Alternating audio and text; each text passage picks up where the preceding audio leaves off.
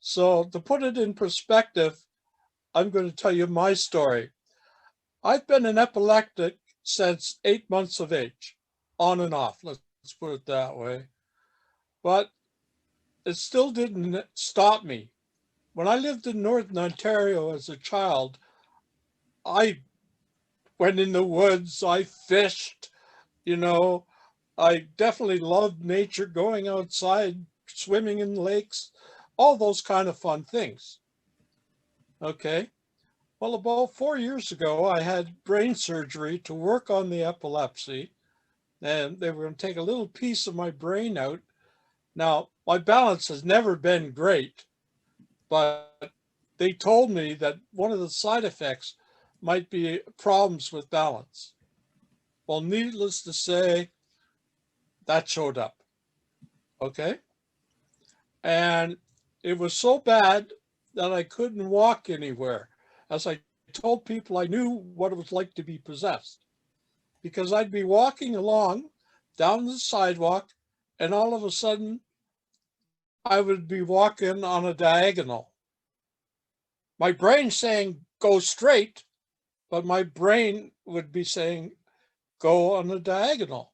Well, the real problem with that is, needless to say, if you're walking on a sidewalk, that diagonal might be into traffic, off the sidewalk into traffic.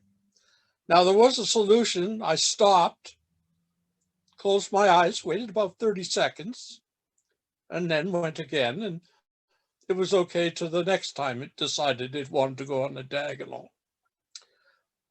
Well, that was just the start of the problems. I was a software developer.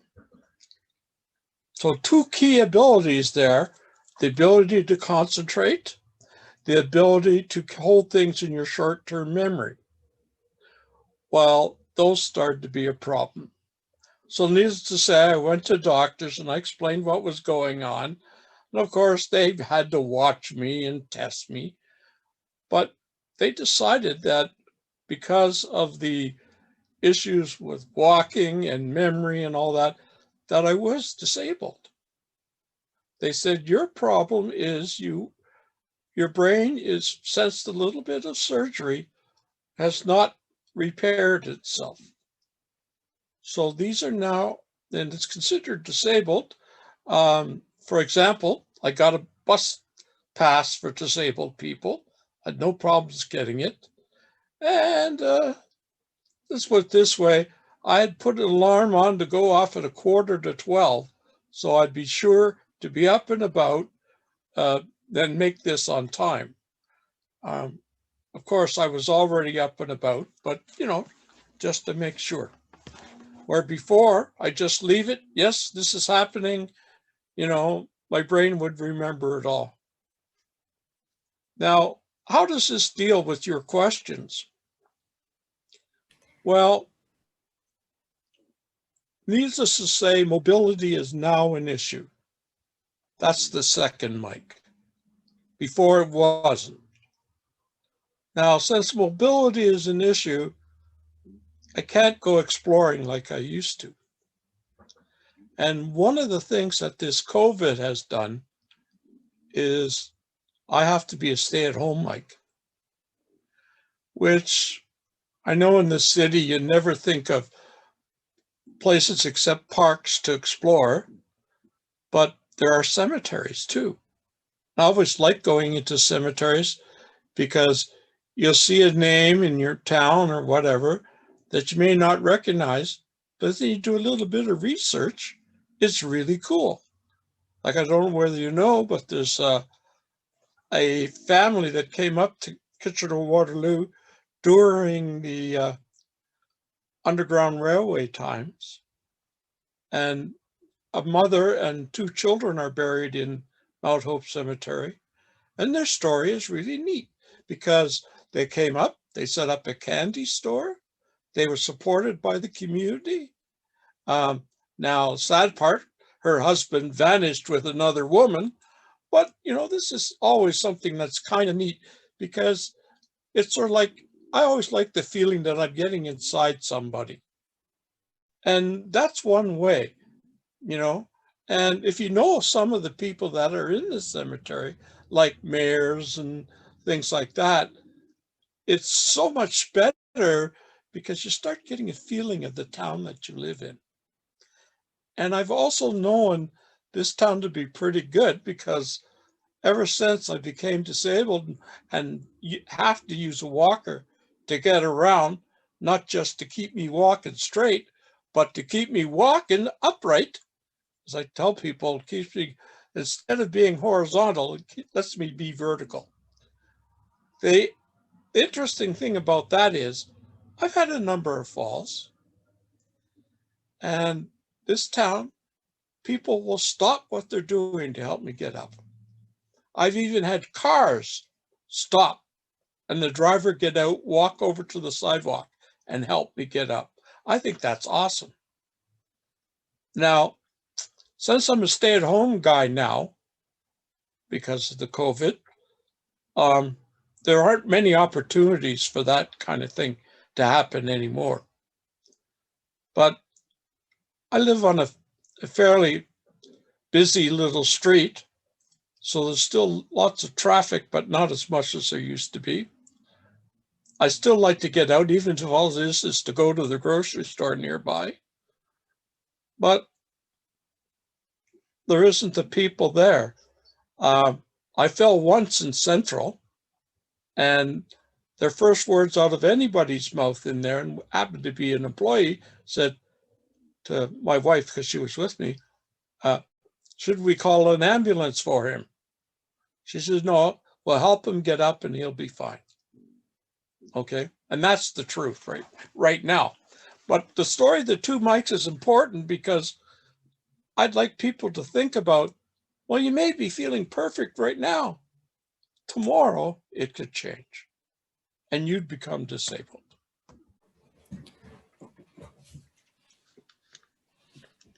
Yeah, I got an evil habit. I drink. Not like my dad. My dad was a real drinker.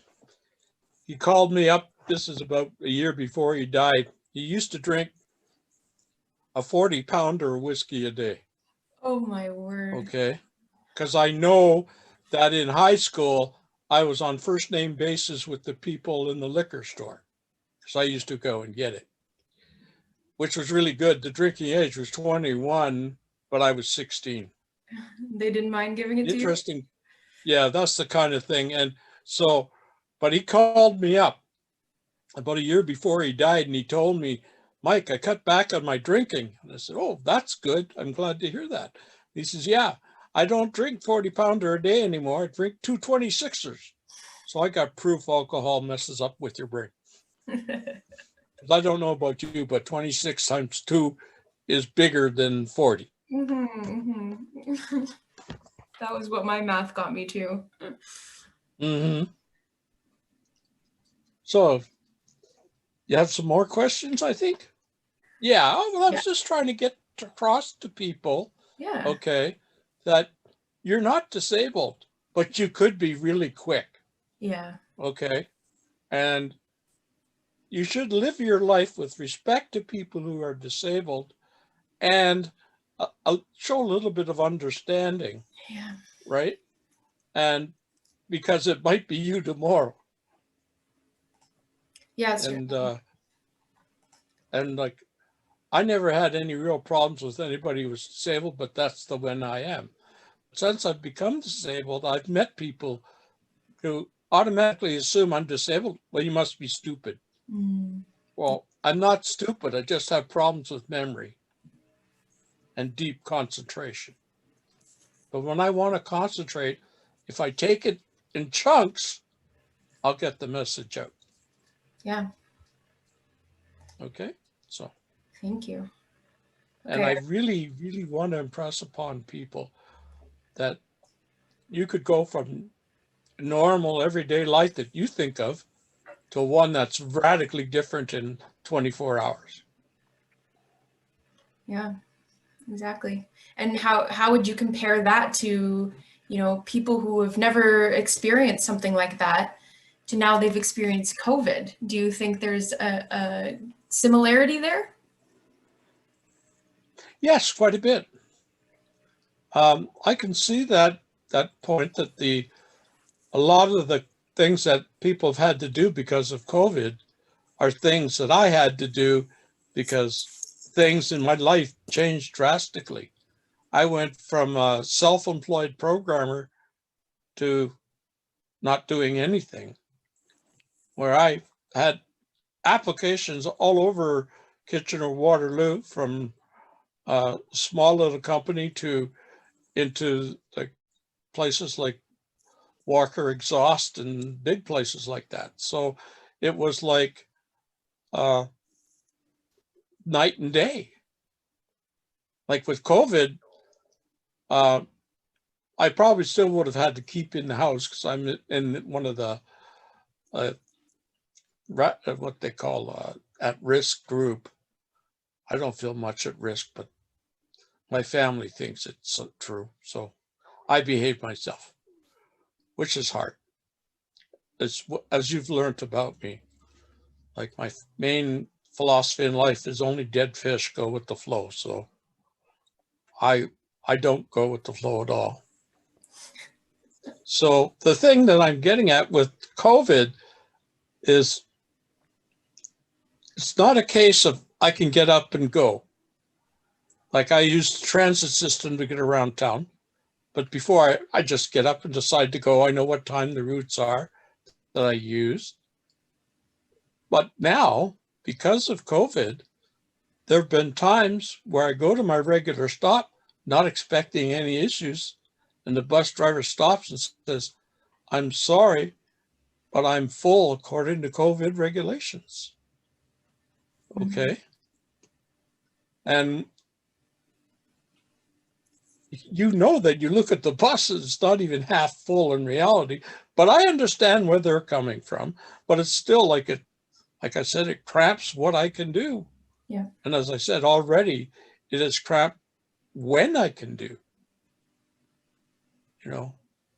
And there are things that I have done in the past that I can't do at all now. And like these are things that are gatherings, like, like uh, church on Sunday. Now it's all streaming and all that, which is cool, but I used to be part of the AV group putting the service together. Well, first off, I can't get out. And second, the services are taped in the middle of the week because, there's nobody there except for the minister and the person doing the video, taping it to be streamed, recording it. They don't need me for that, which is great because I'm not supposed to be out anyways. But a little bit You have less. another question? Yeah. What do you see changing for people with disabilities during this time? Well, the main one is, just as I said, the cramp it puts on your lifestyle. If you're like a free person who likes to do things when they feel like it, like I said, like traveling or any of that stuff. Yes, like when you're like me and you use the buses, you have to plan it, but now you have to plan it around when can you actually go. Like it's a really strange experience to have when you go to a store like, let's take Walmart, and you have to wait outside to get in. And it's sort of like, why? And then, of course, they remember, oh, yeah, it's COVID. They can only have so many in the store and all that. And it's sort of like, well, I just wanted to come out and take a look at things. Or all the small stores, especially like the small little electronic stores. Uh, it's like, I just want to look, you know. I've always been fascinated with them. I just want to go in and look. I'll be a good boy. I won't touch, sort of thing. But it's like you can't even look. Like if you know what you want, they'll get it. They'll exchange the funds at the door, but Mm-hmm. that's almost sterile, if you know what I mean. Mm-hmm. And I guess that's the point, but it's definitely a downer. Yeah, that's for sure. And what about the technology piece? Do you think that, yeah, like somebody who used to window shop like you might now have to do all this online stuff? Is that more challenging? Yeah, and it's nowhere near the same because uh, you'll see something that interests you and you want to know more than the little sticker on it, right? How much it costs. You want to know other things. Well, there isn't a human being there to ask.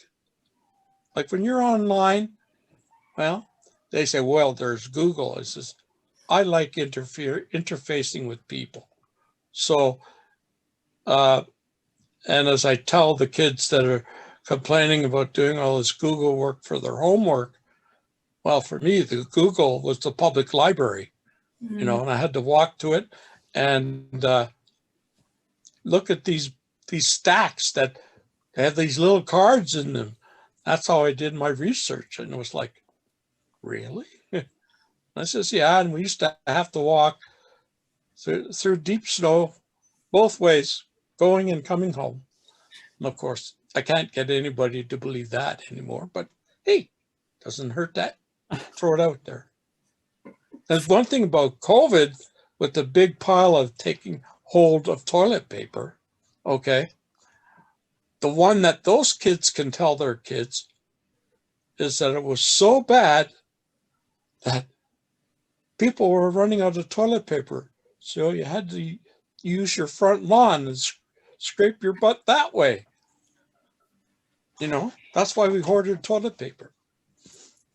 I don't believe it, but hey, if I could do my snow story, maybe they can get away with that one. I'm sure we'll be telling stories for a long time. Well, it depends when they run out too, because these people that hoarded the toilet paper, I was just doing some off the top of my head calculations, and I figure maybe in 20 years, that'll be when they're using the last roll of some of the stuff they ordered. Yeah. I'm just wondering how that would work out in somebody's will. Who gets the toilet paper? A vintage pack of what is it? What is Oh, it? Charmin Ultra. Charmin, Charmin. Okay, I have Now it's no longer who squeezes the Charmin. It's what those little bears. I yeah. think that I have a disgusting joke which I won't tell, but it's about a bear in the woods with a rabbit. So All right. I'll get my next question the ready question instead. they do their business in the woods, Hmm. and the bear looks at the rabbit and says, "Does that stick to your fur?" And the rabbit says, "No." The bear says, "Good." He grabs the rabbit and uses the Uh, rabbit. uh, Terrible, I know. mhm. Okay, can I ask you? Mm-hmm. What I'm going to ask you my next question. Is that okay? Yeah. Yes, What can we learn from you about handling a health crisis? Well, I think the first thing people can learn is don't panic. Like, really, don't panic and don't rush out and buy up all the toilet paper. The rest of us will need some. Um, but mainly, don't panic and listen to the people who have the experience, who we have given trust in medical issues, as in science and our our doctors that we do this with, and listen to what they say. You can still do what you want, but don't make it dangerous for others. Like this whole mask issue impacting on your rights. That's a pile of garbage if I ever heard any. Like, I don't know. Are you afraid that if you see me in a mask that I'm going to rob you?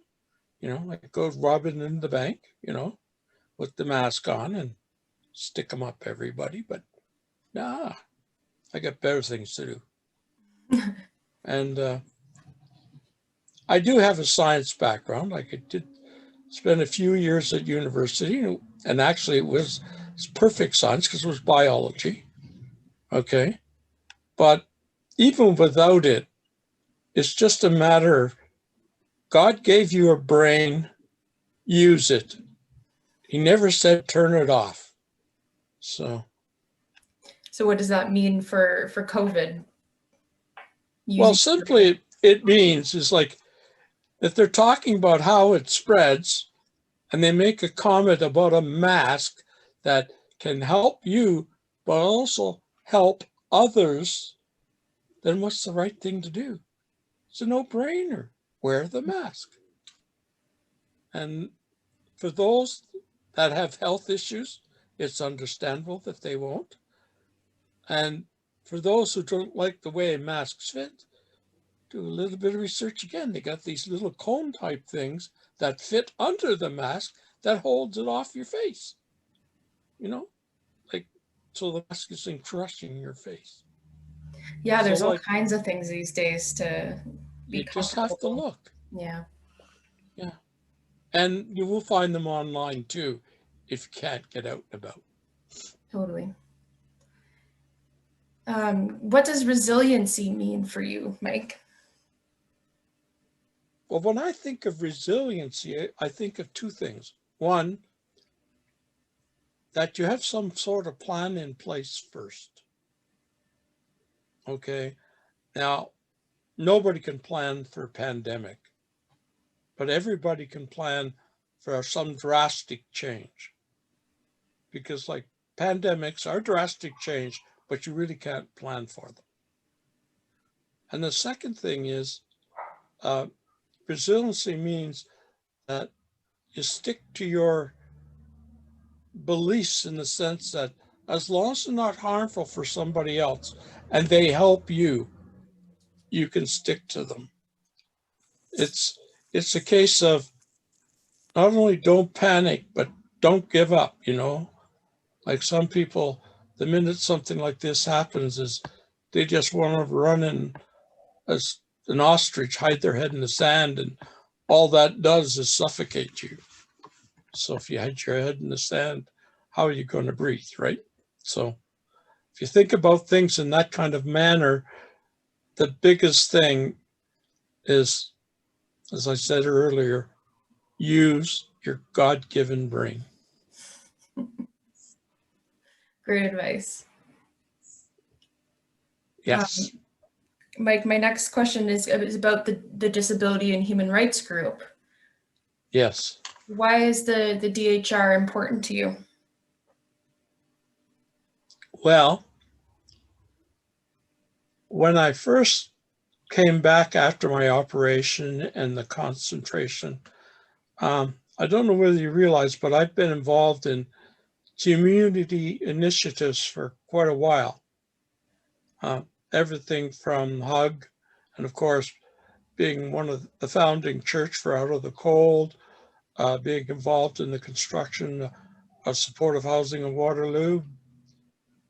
Um, tried out a bit of time working with the umbrella group that supports DHR, the Community Foundation, or whatever they call themselves. Social Development Anyways, Center? yes, thank you. Working with them when Judy Bone was still alive. And she said, Mike, I think your talents are being wasted here. Like when you have a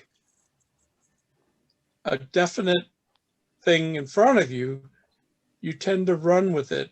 Where we're looking at an overall group thing here, and that really doesn't fit you well. And since you've just become disabled, like she wasn't really trying to kick me out or anything. She was just helping me find the best place. Mm-hmm. But since you had become disabled, you have a really unique viewpoint. You have the viewpoint of before and after. Mm-hmm. I think that would help them. And I also think it would help you to be constructive. And I took her up on it, and it has been really, really important to me, not just the people I've met, that I didn't realize were part of this group already, to the people that have come on since, to some of their initiatives. Like we were talking at, as a matter of fact, I talked at the council meeting that they were talking about building buildings with people experiences being part of it. And I was talking about the idea of when you say you're going to make a building accessible, that means a certain set of things that maybe you should talk to people who are going to use it and not just the people who you think are going to use it.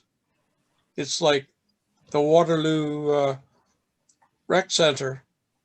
The ramp to get up in the building is halfway down the side of the building, and you still have to get up 3 steps. Where if they had to put one of those little slope sidewalks like they have at the corners of streets in town here, you know, that to slide up, that would have been a much better solution than halfway down the building where you had to walk in the parking lot or where the cars go to get to it to start with. Whereas your friend who was taking you could let you off right in front of the steps or little ramp, and you could get in by yourself. Mm-hmm. Which sounds like, well, it's no big deal. I says, yeah, it may be no big deal when you're not disabled, but when you are, it's a mighty big deal. Mm-hmm. That's why I think it's important to have somebody like me talk about this issue, because I know both sides. I've lived both sides. Yeah, for sure. And how would someone ally and advocate with the DHR? Well, I would hope that they would, of course, today, they should visit our web presence. Now, I can't tell you exactly what that is. I just know I can find it. But important thing, that's a start. But if they want to be part of us, contact the Community Foundation. Right. You know? So Alex at the social development. Yeah. Yeah. Yeah. And like, that's, we're definitely open to new people. Mm-hmm. So, and not just people with disabilities. Because it gives us a different viewpoint every so often, you know, which is something for a group to be thriving and alive. They need to be able to handle that. And that's actually how you keep them alive, is by a little bit of new blood every so often. I think I've said what I wanted to say, and I feel I've answered your questions, which is what I hope I've done. And I guess all I really want people to learn and to know is just think it could be you. Right. And when you think of it in that light, you definitely see that it's not something to look at in disgust. It's not something to be afraid of. Like, yeah, I'm a big guy, and you wouldn't want to see me angry, as they say. But no, when I get angry, I just get loud. Okay. And my wife sometimes keeps me calm at group meetings by kicking me under the table, you know, to let me know that let somebody else talk and calm down, you know. So from all that, it's been an important thing that I've done here, I feel. And I hope I've given you lots of material to I think work you with. have. Thank you so much. Yep. Bye-bye.